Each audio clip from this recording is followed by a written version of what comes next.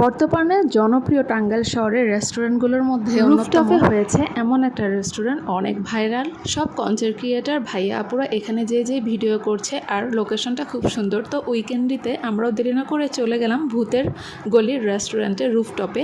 এখানকার পরিবেশ আসলে অনেক সুন্দর ছিল।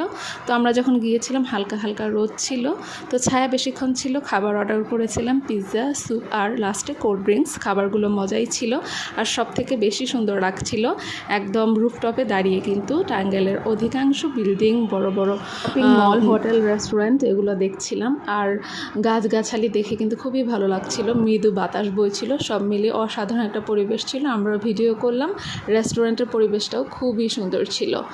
আর যে বাতাস বইছিল সেটা আসলে মনকে ছুঁয়ে যাচ্ছিল।